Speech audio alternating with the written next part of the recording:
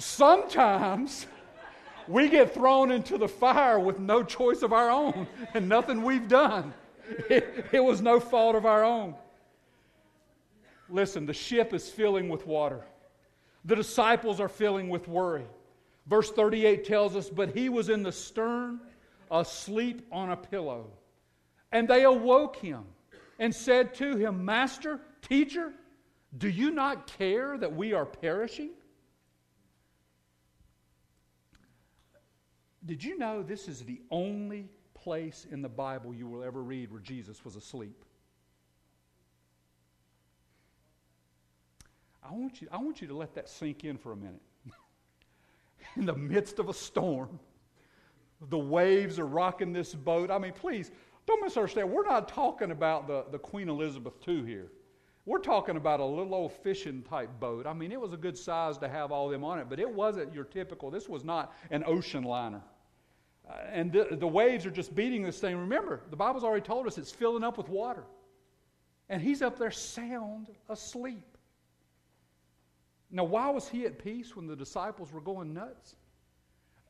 Well, I think the reason is because he remembered something and they forgot something. He remembered that he was right where God wanted him to be. And they forgot Jesus was right there with them. Now, is that not what we do sometimes?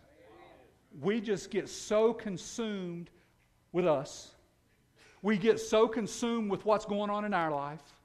Oh, woe is me, all my troubles, all my worries. Nobody knows the troubles I've seen. All of these things, we can sing it better than anybody. And the point is, or the problem is, we forget Jesus is right there with us. We take our eyes off of Him and we put them on our problems. Listen, there's no panic in heaven, just plans. God never says, what am I going to do now? He's always got it under control. The disciples had to learn that there is no need to fear when Jesus is near. Your ship is safe in any storm if Jesus is in the boat. And I hope you learn a great truth today. I'm almost done. That safety is not the absence of problems. Safety is the presence of Jesus. Amen. The next time that, how can I rhyme this? The tornado of trouble comes your way, or the hurricane of hurt is consuming you, just remember that Jesus is there. Remember the promise of Jesus. Rest in the presence of Jesus. And then number 3, rely on the power of Jesus. Look at verse 39. The Bible says that He arose. I want to tell you something. One of my absolute favorite passages in all the Bible is where Stephen is being stoned to death. And the Bible says that they've come at him gnashing their teeth and it's like they're just biting at him. And they're stoning him and he collapses and he falls to the ground. And the Bible says that while he is lying on the ground, he looks up and he says that he sees Jesus standing at the right hand of the Father. That's the only place in the Bible that you will see Jesus standing after He gets to heaven. All the other times they say He's seated at the right hand, seated at the right hand, seated at the right. You know what that tells me? That when His people get in trouble, Jesus stands up. And so they went to Him, Master, don't you care that we're about to die? And the Bible says, then He arose. He rebuked the wind, said to the sea, peace be still, and the wind ceased. And there was a great calm. Now, Jesus rebuked the wind, first of all. The word that is used here for rebuked is the same word that's used over and over again when Jesus rebukes the demons. It's the same Greek word that He uses there. It says then that He spoke to the sea and said, peace be still, which literally means, I'm sorry, Muggs, I got to say this. It means be muzzled. He's asleep, he don't care. But it literally means to be muzzled. Do you know what Jesus really did? He got up, and this is what He said to the wind and to the waves. Sit down and shut up.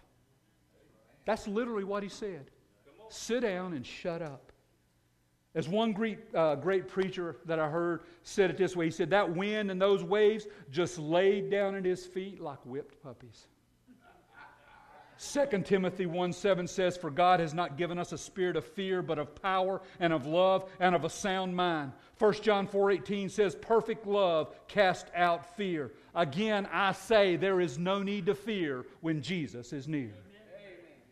But there's the lesson about faith that Jesus had here. And that's why he asked this question. How is it that you have no faith? I think that every time we are in the midst of a storm or going through a storm, we need to ask that question. How is it that we have no faith? Corrie ten Boom used to say that when the train goes through a tunnel and the world gets dark, do you jump out? Of course not. You sit still and trust the engineer to get you through. I'm going to say something that may shock you this morning. You know, we need storms. We need trouble. We need trials. Now, I don't think we need to go looking for them. They're a whole lot better when He brings them our way and He can grow us. We don't need to be stupid about this now. So I don't want anybody going out here trying to find what kind of trouble they can get into this week. Don't worry, it'll come soon enough. You don't need to go looking for it. But I really think that, we need storms. Sometimes He leads us into the storms. Other times He does allow us just to walk right into the midst of them. But we need to remember, its forces and its power oftentimes causes us to remember His promises, causes us to remember His presence, and it causes us to have to rely upon His power. That's what I believe He's trying to teach. Nature itself proves that. There's a tree. If a tree is planted in a rainforest, its roots don't have to go very deep to find water. And so those trees are very easily knocked over, tossed aside, cut down, removed, because the root systems are not very deep. But in Texas, there's a mesquite tree that is planted in the dry desert. It's threatened by a hostile environment. It has to face unbearable heat. And this summer's been even worse. I've got a friend that lives in Texas. She took a picture of her iPhone screen that had the 7-day forecast, and the lowest temperature over those next 7 days where she lives in Bramble, Texas, was 103. And then she put a caption underneath it that said, "The devil called, he wants his weather back." Sometimes I think there's a lot of truth to that. But this mesquite tree faces this unbearable heat.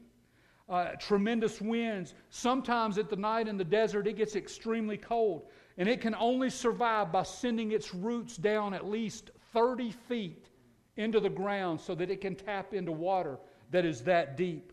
And because its roots are so deep is how it's enabled to stand against those incredible forces that come its way. Look, I'm going to repeat it again because I don't want you to miss this. You are either in the middle of a storm, you've just come out of a storm, or you're about to go into a storm. And the next time one hits you unexpectedly and your world collapses around you, I want you to remember the following story, and then I close. In 1989, there was a tremendous earthquake that hit Armenia.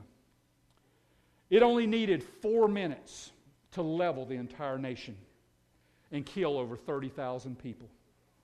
Moments after that earthquake had stopped, a father raced to an elementary school to save his son. When he arrived, he saw that the building had been leveled. He looked at this massive heap of stone and rubble, and his heart just sank. But then he remembered a promise that he had made to his little boy. He said, "No matter what happens, I will always be there for you." Driven by that promise and against immeasurable odds, he began to dig with his bare hands. He began to really toss the stones away. He began to remove the rubble. He began to dig and dig and dig. And as he began to dig through that incredible rubble, 6 hours passed, 10 hours passed, 24 hours passed, 36 hours passed. 72 hours passed, but he refused to stop digging. Other parents had come up and they began to tell him, you need to get away. There's no hope. There's no way anybody could have survived. But he refused.